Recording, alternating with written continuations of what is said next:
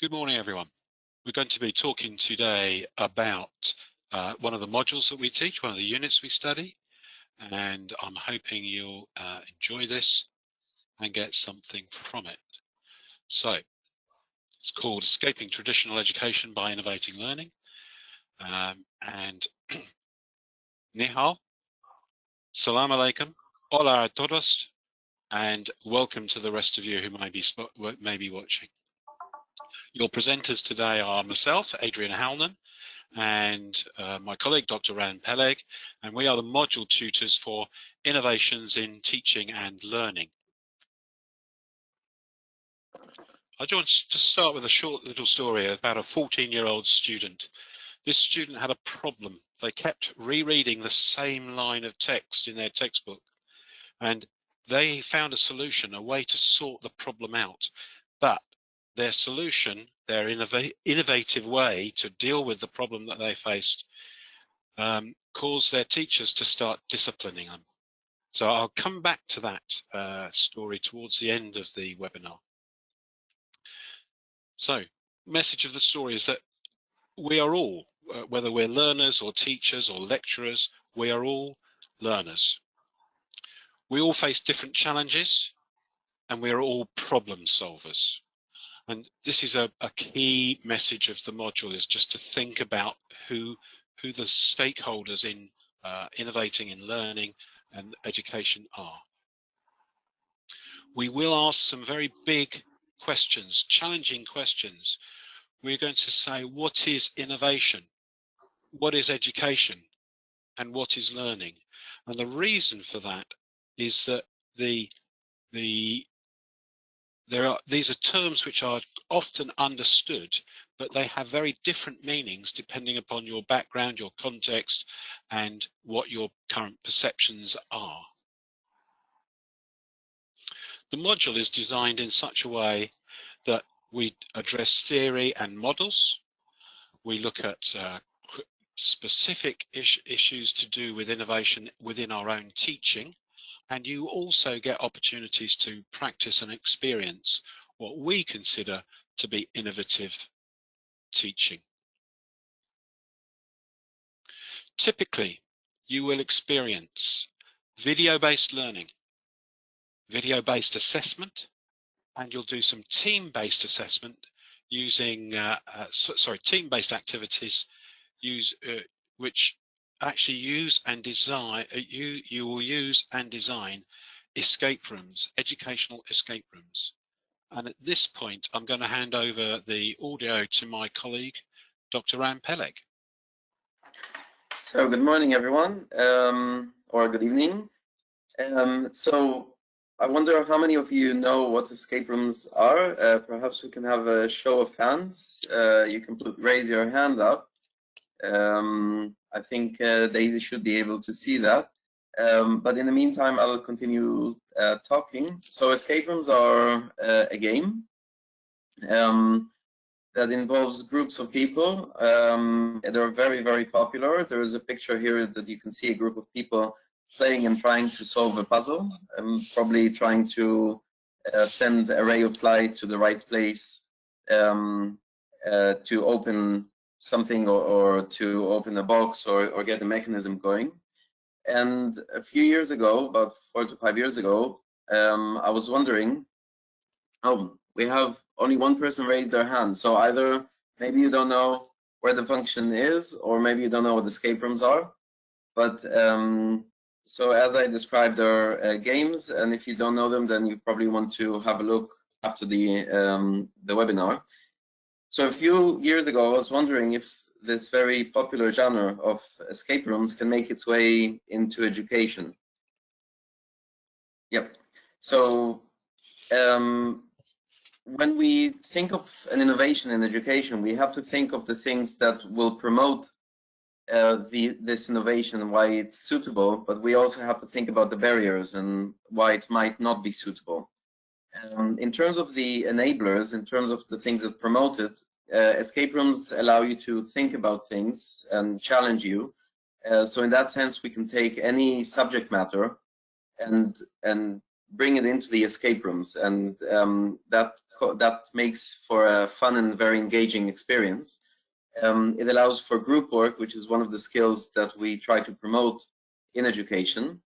There are others, but I won't mention them all. But in terms of barriers, escape rooms often require quite a lot of preparation. They tend to be costly because you need to prepare them, design them, build them. And I think another big barrier is whether learning occurs in these escape rooms.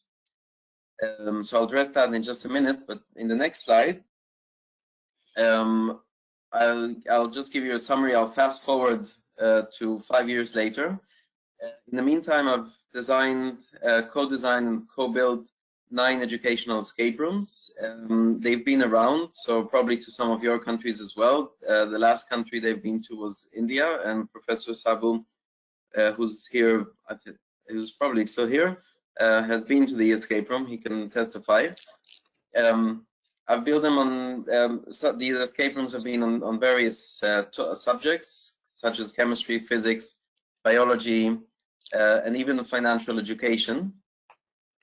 We found different models to overcome the barriers that I mentioned earlier. So some of these escape rooms are fully mobile. If you can see on this, the second picture, and so the picture on the second row, there is a suitcase being x-rayed with the escape room stuff. And right next to that, to the right, is the escape room kit as it goes out to schools, one of the escape room kits. Other ones have been in museums, for the example, the one on the third row. So they're very different solutions, and I will expand on this should I see you, and hopefully I will see you in Southampton next year. So in our School of Education and in the master's program, we stress the value of research. So when we talk about these escape rooms, and I pose the question, do people learn in these escape rooms? I've done evaluations on escape rooms. So on the next slide, I want to bring you the sort of just 2 very small points. There's other research more elaborate, but these are sort of the more interesting, more surprising results that I found. So what you see is we asked students to rate their agreement on a number of statements, and the one that came highest is the one that's shown on the slide. So almost all of the students fully agreed with the statement, "I appreciate my teacher's investment in conducting the activity." This was an escape room the teachers had to take. Oh, sorry. There we go. That's fine. We're back. So students had to, most students fully agreed with the statement of appreciating the teacher's investment. And the message I want to give to you, the first message, is that students really appreciate when you bring something new, when you bring something innovative into education. I think that's sort of one of the messages of our module. On the next slide, you'll see another bit of research. So this, I'll tell you this as a little story. On the left-hand side, on the top left-hand side, you see a skull contraption. So this is from an escape room we built in a museum. The skull contraption, you can see, this had to do with evolution. We 3D printed 5 different skulls of dinosaurs, and what the participants had to do is sort them out in order.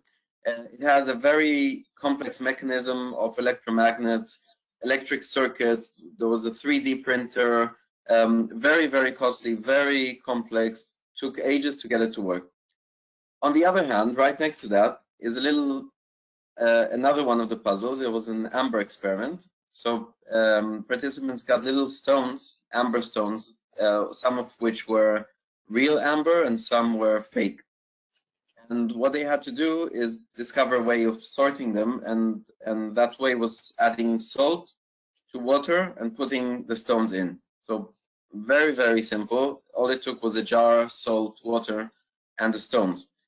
And can you think which one participants like the most? Well, the findings are right beneath that. When we asked participants to respond which one they like the most, Of course, they rated the Amber experiment much higher than the skull contraption. So I guess my second message to you is, when we think about innovation, it can be an app, it can be new technology, but sometimes it's as simple as finding a very clever way. Just take a jar, take salt, and students and learners appreciate that. So that's sort of the second message that I think our module brings, and I'll hand over to Adrian to continue. Thanks, Ryan. So the other thing we thought we'd do is just share with you some of the comments from our students who studied this module this year. We'll start with the comments about the teachers. That's Ryan, myself, and two other colleagues. They said that the professors were friendly with a good sense of humour. They had a good explanation of new innovation. There was a novel teaching model. They enjoyed the class discussions that we had. They like the fact that the tutors are really passionate about what we're studying and what we're teaching. They commented that all the tutors are kind, and one student actually commented that they enjoyed each and every session. So other comments that were made about the content, they said it was the most interesting module in their view. They said it was well developed and interesting. It was well structured, interesting and clear, and very attractive and inspirational. So just coming back to the story a little bit, the students solved the problem of reading too many lines by marking a dot at the beginning of a line and a dot at the end of a line.